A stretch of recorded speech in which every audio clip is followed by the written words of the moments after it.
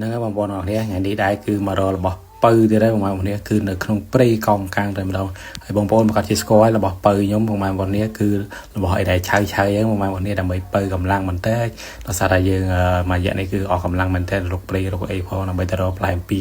រកអីឲ្យបងប្អូនបានទស្សនាហើយរកលក់ផងដែរហើយថ្ងៃនេះគឺមករករបស់ពៅបន្តិចបងប្អូននេះហើយបងប្អូនចាំទស្សនាវីដេអូពេញជាមួយខ្ញុំទាំងអស់គ្នាផងដែរបាទសួស្តីបងប្អូនទាំងអស់គ្នាផងដែរថ្ងៃនេះដែរគឺមកកាន់វីដេអូទៀតបាទហើយសម្រាប់ថ្ងៃនេះផងដែរបងប្អូននេះគឺទឹកឡើងធំមែនតើតែម្ដងអញ្ចឹងហើយគឺមកនេះគឺលក្ខណៈថាចង់ទឹកព្រមឆ្កេះបងប្អូននេះគឺទឹកជ្រៅមែនតើតែម្ដងហើយនេះដែរគឺជាសកម្មភាពដែលខ្ញុំដើរចូលក្នុងព្រៃកោងកាងដើម្បីទៅរកខ្យងដិតបងប្អូននេះដើម្បីបើកម្លាំងបន្តិចព្រោះថាមួយរយៈនេះគឺបងប្អូនដឹងស្រាប់ហើយគឺអស់កម្លាំងមែនតើតែម្ដងអញ្ចឹងហើយគឺយើងទៅរករបស់បើកម្លាំងបន្តិចគឺទៅរកខ្លួនឯងរបស់ស្រស់បងប្អូននេះហូបមកមានកម្លាំងរបស់ទិញនៅសាហូបទៅមិនសូវមានកម្លាំងអីហ្មងទេបងប្អូនអើយចាញ់របស់ដែលយើងមករកខ្លួនឯងរបស់ធម្មជាតិហ្នឹងអញ្ចឹងហើយឥឡូវនេះគឺយើងមកដល់ក្នុងព្រៃកោងកាងហើយបងប្អូននេះហើយបងប្អូនមើលទៅគឺសម្បូរមែនតើម្ដងសម្រាប់ខ្ញុំដិតបងប្អូននេះគឺ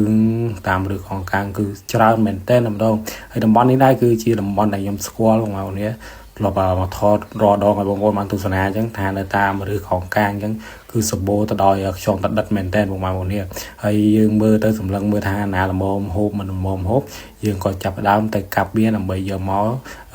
យកហូបផងដែរបងប្អូននេះហើយនេះដែរគឺជាសកម្មភាពដែលយើងកាប់វាចេញពីឬកោងកាងបងប្អូននេះដោយសារតែទឹកធំវាលិចចឹងទៅយើងពិបាកឆ្កឹះវាបន្តិចចឹងហើយមានតែយើងកាប់វាដើម្បីយកមករោភ្លើងផងដែរបងប្អូននេះរោភ្លើងចេញមកដាក់ទឹកត្រីមើលទឹកត្រីកោះកុងបងប្អូនអើយគឺខ្ទិះមែនតើម្ដងខ្ទិះជាប់មាត់ចឹងចឹងហើយវីដេអូនេះដែលស្ញាជូនបងប្អូនឲ្យគាត់ចូលចិត្តហូបរបស់ឆៅចឹងបងប្អូននេះចឹងហើយវីដេអូនេះគឺត្រូវជាមួយនឹងពុកម៉ែបងប្អូនដែលគាត់ចូលចិត្តដូចខ្ញុំចឹងចឹងហើយគឺខ្ញុំចូលចិត្តមែនតើរបស់ឆៅចឹងតែកុំហូបញឹកពេកបងប្អូនគឺមកយូរយើងហូបម្ដងទៅមួយខែយើងហូប2ដងអីចឹងណាបងប្អូននេះតែកុំញឹកពេកក៏វាអត់ល្អសម្រាប់សុខភាពយើងដែរហើយនេះដែរគឺជាខ្យងដិតដែលយើងកាប់វាយកមកនេះគឺសុទ្ធតែសាច់តែម្ដងអូបងប្អូនមើលទៅគឺតំណងមែនតើតែម្ដងហើយយើងមើលចឹងតំណងមួយយ៉ាងដល់ពេលដែលយើងយកទៅរោលជាមួយនឹងភ្លើងទៀតគឺយើងតំណងមួយយ៉ាងទៀតគឺយើងដាក់ទឹកត្រីកោះកុងហើយបងប្អូនអូគឺនិយាយទៅតំណងឆ្ងាញ់ហ្មងបងប្អូននេះហើយបងប្អូនមើលវីដេអូនេះឲ្យហាមលេបទឹកមាត់ទៀតបងប្អូននេះគឺថ្ងៃនេះសុំឆ្ងាញ់ហើយបងប្អូននេះកុំអោយថាបានរបស់ឆ្ងាញ់ថតអួតរហូតតែឃើញថតផ្ញើថតអីចឹងបងប្អូននេះបងប្អូនក៏មកបានបងប្អូននេះខ្ញុំដិតក៏ខ្ញុំមានលក់ដែរចឹងហើយបងប្អូនអាចក៏មកបានគឺខ្ញុំរកលក់ធម្មតាទេបងប្អូននេះបើសិនជាបងប្អូនត្រូវការហូបត្រូវការអីបងប្អូនអាចក៏មកបានឆាតមកផេកមកបងប្អូននេះគឺខ្ញុំរកលក់ធម្មតាទេចឹងហើយបងប្អូនចង់ហូបគឺក៏មកបានចឹងហើយបញ្ជាក់បងប្អូនចឹងហើយអានេះយើងមកដល់សកម្មភាពដែលកន្លែងយើងឈប់សម្រាកដើម្បីបុកទឹកត្រីកោះកុងដើម្បីឆ្អើវាដើម្បីយកសាច់វាដើម្បីជ្រលក់ជាមួយទឹកត្រីកោះកុងផងដែរបងប្អូននេះចឹងហើយយើងមកដល់ភ្លាមគឺយើងទុកឲ្យវាយឲ្យវ៉ាន់យកចេញមកបងប្អូននេះហើយសម្រាប់ត្រីកោងកាងបងប្អូនអើយចូលមកដល់នេះគឺត្រជាក់ស្រួលមែនតើតែម្ដងគឺជាទៅទោះបីមេឃក្តៅមិនក្តៅក៏យើងចូលដល់ក្នុងព្រៃកោងកាងគឺត្រជាក់មែនតើម្ដងបងប្អូននេះបងប្អូនមិនបាច់សាំញ៉ាំអីច្រើនទេរៀបរាប់រៀងច្រើនដែរហើយចឹងហើយយើងមកបុកទឹកត្រីកោះកុងជាមួយខ្ញុំទាំងអស់គ្នាផងដែរហើយបងប្អូនមើលសកម្មភាពបុកទឹកត្រីកោះកុងទៅបើសិនជាបងប្អូនអត់ចេះបុកទេអាចមើលតាមវិធីខ្ញុំបានតែទឹកត្រីកោះកុងខ្ញុំជឿបងប្អូន 100% នឹងចេះបុកហើយនេះដែរគឺបងប្អូនគឺខ្យងដិតបងប្អូននេះមើលទៅគឺសិតតែសាច់តែម្ដងគឺនិយាយទៅផ្អែមមាត់ទៀតហើយបងប្អូនអរគ្នាហើយវីដេអូនេះគឺបងប្អូនមើលឲ្យអធិស្ឋានហាមជេរបងប្អូនអរគ្នាគឺឆ្ងាញ់មែនតើបងប្អូនគឺខ្ញុំចូលចិត្តលក្ខណៈបែបហ្នឹងគឺផ្អែមនឹងជាប់មាត់បងប្អូនអរគ្នាបើសិនជាយើងយកទៅដិតវាទៀតបងប្អូននេះគឺខ្ទិះហ្មងបងប្អូននេះតែនេះខ្ញុំយកហ្គាសមកដើម្បីរូលវាបងប្អូននេះដោយសារទឹកធំពេកយើងធ្វើឲ្យអត់កើតចឹងហើយមានតែយកកំប៉ុងហ្គាសហើយក្បាលហ្គាសមកគឺយើងរូលវាមកឲ្យវាហាមមាត់យើងដាក់ទឹកត្រីកោះកុងពីលើគឺតំណងមែនតើតែម្ដងហើយនេះទឹកត្រីកោះកុងដែលយើងបុកហើយបងប្អូននេះគឺតំណងមែនតើតែម្ដងហើយហូបជាមួយរបស់ឆៅទៀតបងប្អូនអើយគឺមិនដឹងថាខ្ទិះយកទៅណាអស់ទេចឹងហើយបងប្អូន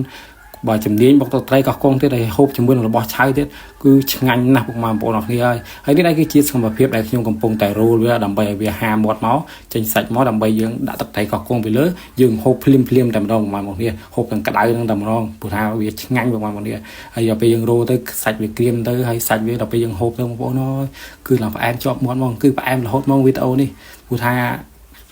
វាឆៅបងប្អូននេះ របស់ឆៅគឺផ្អែមជាប់មាត់ខ្ទិះពេញមាត់តែម្ដងមកនេះគឺឆ្ងាញ់ប៉ុណ្ណាបងប្អូនអើយរករបស់បានធំជាតិចេះគឺជាតិមែនតែនម្ដងហើយសម្រាប់ក្នុងព្រៃកោងកាងនេះដែរគឺយើងជិះម៉ូតូមកគឺឆ្ងាយដែរបងប្អូននេះហើយតម្រងជិះម៉ូតូមកដល់ហើយយើងដើរចូលទៀតគឺចូល3 4គីឡូដែរអញ្ចឹងហើយគឺវាឆ្ងាយអញ្ចឹងហើយសម្រាប់បងប្អូនដែលគាត់ចង់កំងចង់អីបងប្អូនអាចកំងបានអញ្ចឹងហើយខ្ញុំរកលក់ធម្មតាទេបងប្អូននេះសូមបញ្ជាក់បងប្អូនមកតង់ទៀតអញ្ចឹងណាបើសិនជាបងប្អូនចង់ហូបហើយនេះគឺជាសម្ភារបងប្អូនគឺយើងចាប់ដើមហូបហើយព្រោះថា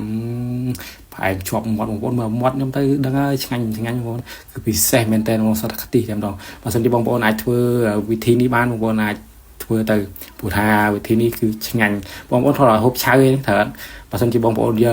កខ្យងដិតយកមកដុតវាឬក៏រោលដូចខ្ញុំចេះរសជាតិវាមួយយ៉ាងទៀតបងប្អូននេះគឺវាលក្ខណៈថាផ្សេងទៀតបងមើលថាទឹកត្រីទៅគឺតំណងមែនតែនតែម្ដងហើយយើងដាក់ជាមួយនឹងខ្យងដិតចេះគឺយើងហូបបងប្អូននិយាយទៅឆ្ងាញ់មែនតែនតែម្ដងហើយក្តៅចេះគឺអែមបងប្អូនគឺឆ្ងាញ់មែនតែនតែម្ដងហើយវិធីនេះគឺងាយស្រួលមែនតែនបងប្អូនមិនបាច់ហត់ប្រកាត់ភ្លើងមិនបាច់ហត់អីញ៉ៃច្រើនទេនាំហុយនាំអីទេបងប្អូនទាំងអស់គ្នាចឹងហើយវិធីនេះដែរគឺវិធីលឿនងាយស្រួលបងប្អូនទាំងអស់គ្នាគាត់មានក្បាលហ្គាសមួយមកគឺដាក់រោលវាគាត់ហាមាត់យកសាប៊ីឆ្កឹះចេញមកដាក់ត្រីចូលហូបបានតែម្ដងគឺយើងមិនបាច់មានប្រដាប់ឆ្កឹះមិនបាច់មានអីបងប្អូនទាំងអស់គ្នានាំតែមានបំបែងខ្ទៀតអីចូលនឹងខ្យងដិតគឺយើងពិបាកហូបទៀតចឹងហើយវិធីខ្ញុំនេះគឺងាយស្រួលទេបងប្អូនទាំងអស់គ្នាបើសិនជាបងប្អូនតាមសមុទ្របងប្អូនគាត់មានក្បាលហ្គាសកំប៉ុងហ្គាសមួយទៅក៏បានដែរបងប្អូនគ្នាចឹងហើយយើងដាក់តាមខ្លួនទៅគឺយើងងាយស្រួលគឺរោតាមផ្លែតបងប្អូនគ្នាគឺឆ្អិនតែម្ដងគឺហាមាត់យើងដាក់ត្រីចូលយើងហូបបានហើយចឹងគឺវាងាយស្រួលមែនតើតែម្ដងហើយបងប្រាប់បងដែលគាត់ចូលចិត្តហូបរបស់ឆៅគឺអែមមែនតើតែម្ដងវីដេអូនេះគឺត្រូវប៉ាន់ណាបងប្អូនទាំងអស់គ្នាគឺបងប្អូនយកតែវិធីខ្ញុំទៅប្រើទៅងាយស្រួលមែនតើតែម្ដងហើយថ្ងៃនេះបើសិនជាយើងមានបន្លែមានអីទៀតបងប្អូនគ្នាដូចជាកធុំទេខ្ទឹមពងអីទៀតដាក់ចូលគ្នាដូចជាមានស្ពៃបូកគោទៀតបងប្អូនគ្នាគឺស្ទាប់វាគឺឆ្ងាញ់មកកម្រិតទៀតបងប្អូនគ្នាអានេះលក្ខណៈថារសជាតិបែបផ្សេងទៀតណាដោយសារថាយើងមកនេះគឺយើងបញ្ញាប់ពេកបងប្អូនគ្នាអញ្ចឹងហើយគឺយើងងើបពីព្រឹកផងហ្នឹងទឹកធំប៉ុណ្ណឹងបងប្អូនគ្នាហើយទឹកនេះគឺវាអត់នាចទេម៉ោងប្រហែលក៏វាមិននាចទេវាទៅនាចម៉ោង1ម៉ោង2ភ្លឺណាបងប្អូនគ្នាហើយម៉ោង6ព្រឹកអីហ្នឹងគឺវាចូលមកវិញហើយចឹងហើយគឺយើងពិបាកមែនតើម្ដងគឺយើងបញ្ញាមែនតើដើម្បីយើងមករករបស់ហូបស្រស់នៅក្នុងព្រៃកោងកាងមកប៉ះខែទឹកធំយីទៀតវេទនារមែនតើបងប្អូនគ្នាហើយចាំមើលទៅវិញហ្នឹងបងប្អូនអើយដល់ព្រមឆ្កែចឹងគឺពិបាកមែនតើម្ដងហើយបងប្អូនឃើញគឺខ្ញុំរោដល់មួយផ្លែតទេគឺឆ្អិនហ្មងគឺហាមាត់ស្រួលមែនតើម្ដងហើយគឺយើងមិនដំអងអីយូរបងប្អូននេះគាត់ដាក់ទឹកត្រីមកហូបភ្លាមយកទៅគឺឆ្ងាញ់មែនតើម្ដងចឹងហើយគឺវីដេអូនេះគឺអត់ចង់និយាយច្រើនទេបងប្អូនគ្នាបងប្អូនអាចមើលវីដេអូនេះបានចឹងហើយបងប្អូនមើលទៅព្រោះថាវីដេអូនេះគឺមិនដឹងរៀបរាប់អីច្រើនទៀតទេបងប្អូនគ្នាគឺសកម្មភាពគឺមានតែហូបនឹងរោលទេបងប្អូនគ្នាគឺឲ្យបងប្អូនឲ្យស្គាល់រសជាតិ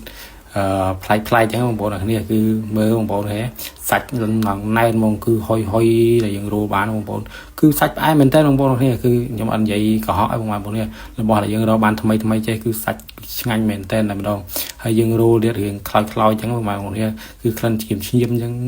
ខ្ញុំចូលចិត្តបែបហ្នឹងមែនតើបងប្អូនគ្នាហើយរសជាតិគឺពិសេសមែនតើតែម្ដងនិយាយទៅបងប្អូនដែលគាត់ធ្លាប់ហូបរបស់ឆៅគ្រឿងសមុទ្រឆៅបងប្អូនដឹងហើយគឺគ្មានអីឆ្ងាញ់ជាងរបស់ឆៅហ្នឹងទេតែហូបញឹកពេកក៏វាអត់ការដែរគឺវាប៉ះពាល់ដល់សុខភាពយើងដែរអញ្ចឹងបងប្អូនគ្នាអញ្ចឹងហើយយូរគឺយើងហូបម្ដងអញ្ចឹងទៅខ្ញុំខាន់ហូបយូរបងប្អូនគ្នាវីដេអូនេះឥឡូវនេះនឹកឃើញឃ្លានក៏មករហើយមករនេះក៏ថតចែកម្លែកបងប្អូនបានទស្សនាផងដែរអញ្ចឹងហើយគឺអត់មានអីទេបងប្អូនគ្នាអញ្ចឹងហើយយើងចាប់ដើមរោលទៀតហើយគឺយើងហូបឲ្យអស់ហ្មងព្រោះថាយើងកាប់វាមករៀងច្រើនដែរបងប្អូនគ្នាចូល3 4 រឹសនៅបងប្អូនគ្នាអញ្ចឹងហើយមករឹសវាបានច្រើនអញ្ចឹងហើយគឺខ្យងដិតគឺមួយរឹសគឺអូសាច់ច្រើនបងប្អូនគ្នាអញ្ចឹងហើយគឺយើងរោលវាហូបឲ្យអស់កុំឲ្យទុកទៅស្អុយចោលហ្នឹងបងប្អូនគ្នាអញ្ចឹងហើយយើងហូបឲ្យអស់បងប្អូនគ្នាហើយហិលជាមួយនឹងទឹកត្រីកោះកុងបងប្អូនហើយគឺឆ្ងាញ់មែនតើតែម្ដងអញ្ចឹងហើយយើងចាប់ដើមរោលទៀតហើយគឺរោលបដាខ្ទុះបដាបងប្អូនគ្នាគឺភ្ញាក់រហូតតែម្ដងហើយទឹកទៀតមកលើជើងក្តៅអញ្ចឹងគឺភ្ញាក់រហូតបងប្អូនគ្នាហើយនេះដែរគឺមកគ្រាប់ទៀតបងប្អូនគ្នាមើលសាច់បងប្អូនគ្នាដល់ពេលដែលយើងរោលវាចេញមកគឺសាច់វាលក្ខណៈថាហូបទៅរៀងស្វិតបងប្អូនគឺស្វិតហើយផ្អែមជាងហូបឆៅពេលដែលយើងហូបឆៅវាផ្អែមដែរតែវាលក្ខណៈថាមានទឹករៀងខ្ទិះអញ្ចឹងបងប្អូនគ្នាអញ្ចឹងហើយគឺអានេះគឺវាផ្អែមហើយវាមានខ្ទិះទៀតអញ្ចឹងគឺវាឆ្ងាញ់បងប្អូនគ្នាហើយហូបទៅរៀងស្វិតអញ្ចឹងគឺអែមមែនតើតែម្ដងហើយជាមួយនឹងត្រីកោះកុងទៀតយើងបុកឲ្យវាហិលនេះអូបងប្អូនគឺត្រូវគ្នាតែម្ដងគឺចង់ហោះបងប្អូនហើយប៉ារបស់ដែរវា យើងរោទៅនៅក្តៅអញ្ចឹងយើងហូបដាក់ចូលមាត់ហើយទឹកត្រីវាហិលក្តៅទៀតបងប្អូននេះអូយដាក់បដាចង់ហោះបដាបងប្អូននេះគឺអានេះនិយាយពិតមែនបងប្អូននេះមិនមែននិយាយលេងសើចណានិយាយពិតមែនណាព្រោះថាទឹកត្រីបងប្អូនមើលតាមទេសទៅដឹងហើយដូចបងប្អូនឃើញខ្ញុំបុកពីក្បាលដំបងអញ្ចឹងក៏ឃើញទេសហើយទឹកត្រីនេះគឺបងប្អូនប្រកាសដឹងហើយត្រីនេះមិនមែនលក្ខណៈថាហិលកម្រិត7ទេបងប្អូននេះលើសកម្រិត7ទៀតព្រោះដោយសារតែយើងហូបរបស់ក្តៅផងហើយជាមួយទឹកត្រីហិលផងអញ្ចឹងហើយគឺវារើសវាលើសអាកម្រិត7ឡើងទៀតបងប្អូនតែនិយាយម្ដងគឺនិយាយមិនសូវច្បាស់បងប្អូននេះគឺតដិតមិនជាប់មាត់ហើយវីដេអូខ្ញុំគឺមានតែប៉ុណ្្នឹងទេអរគុណច្រើនបងប្អូននេះ